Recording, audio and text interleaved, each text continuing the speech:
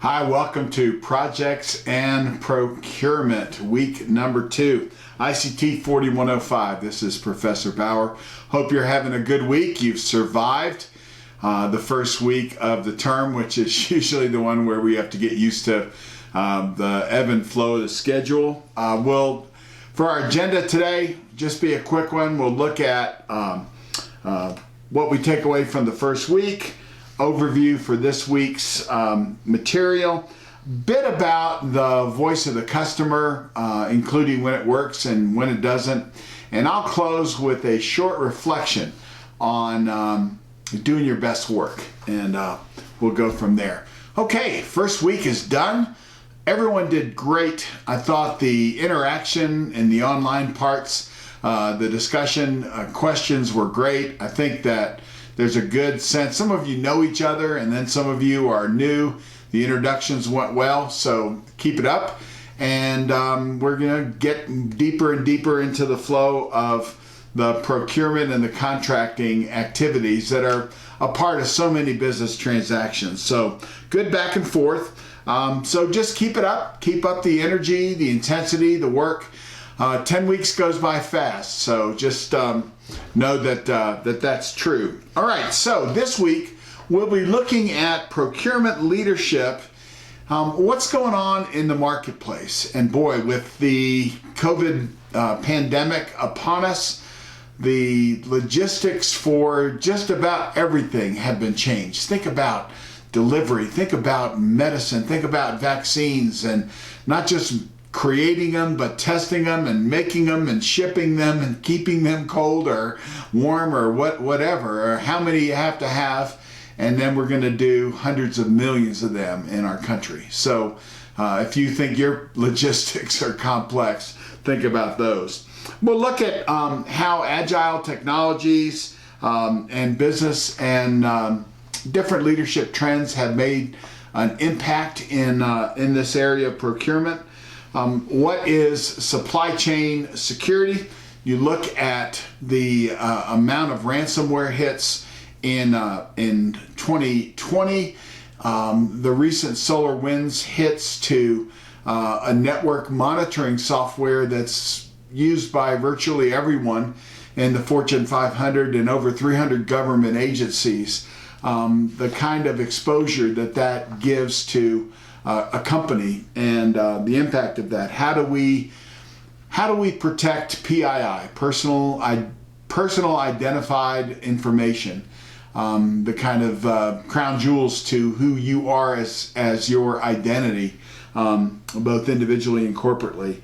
We're going to look, as I mentioned earlier, at voice of the customer and how to do that.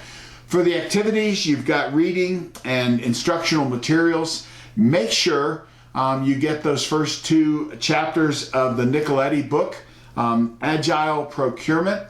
It's not a long read, but it's very thoughtful. I find myself underlining. I've read it several times now. This is my 5th time teaching the class, and I read it, and it just seems every time I read it, I'm finding something new there. So it's dense, so you might not want to do it right before bed. And then look at the lecture materials, the 2 discussions, and then your first big writing assignment is the voice of the customer. So keep that in mind. The assignments for week 2 are listed here, and what part of those will be discussion and what part will be writing. I want to talk about the Zoom room. As I mentioned last week, I'd like to have an hour a week where you know that no matter what else is going on, you'll be able to have discussion with your professor about the assignments, about questions, about something coming up that is a bigger assignment, of course, toward the end of the term. And during the Zoom room, just think of it as office hours. It's not mandatory. We're going to schedule from 6:30 to 7:30 on Thursdays. Those seem to be the best nights, particularly folks on the East Coast. So we're not going to be up way too late. And like I said, it's voluntary, but we'll walk through anything big in the homework, like the writing assignment for this week.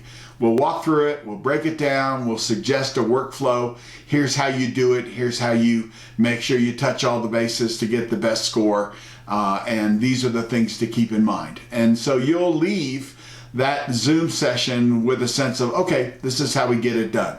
So again, it'll be every week, and just keep that in mind. The coordinates for Zoom are there, and they're also on the course calendar as well.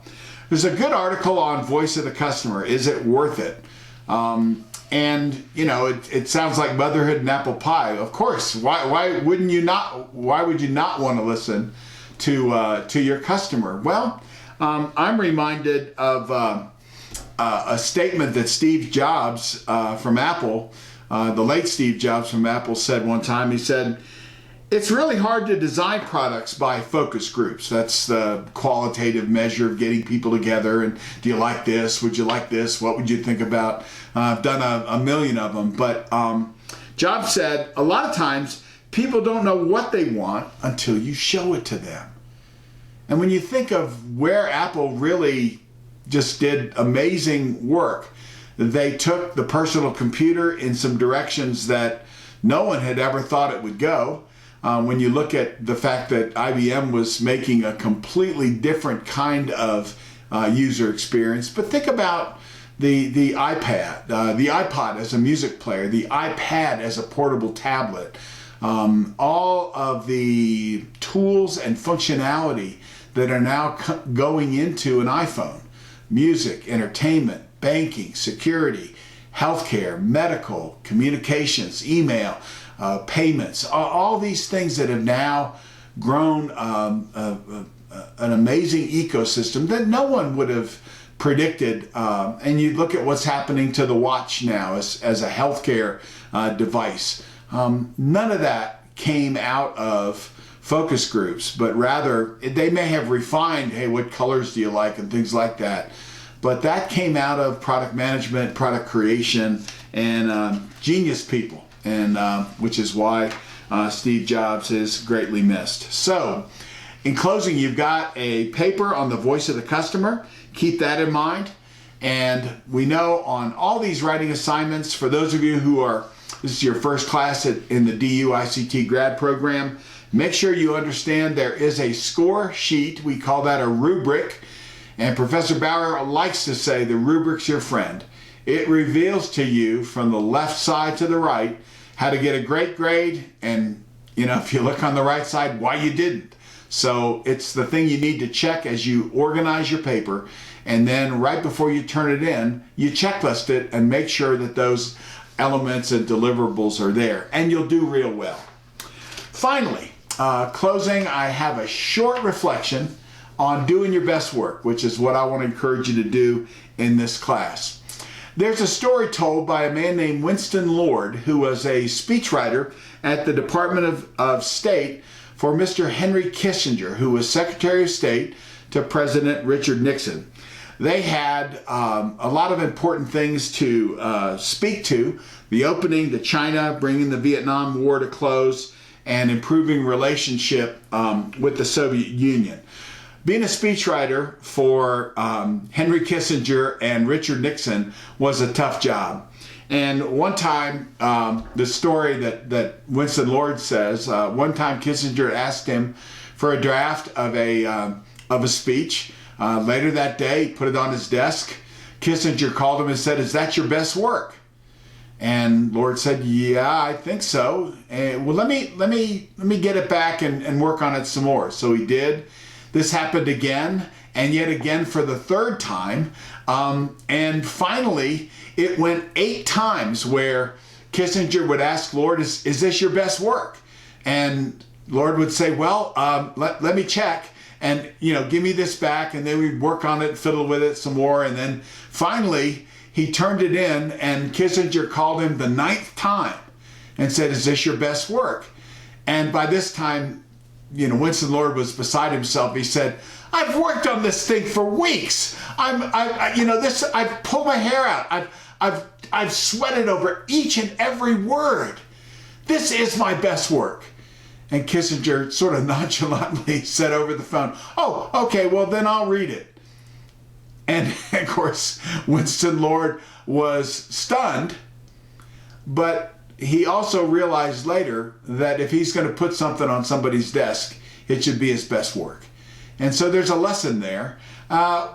You can have problems being a perfectionist, doing something 9 times, but do your best work. When you put a memo or send an email, which is dangerous because it's so easy to write and send and not proof, you're putting your talents, your abilities, your contribution to the organization on the line.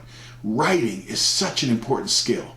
So do your best work. Have a great week now. Bye-bye.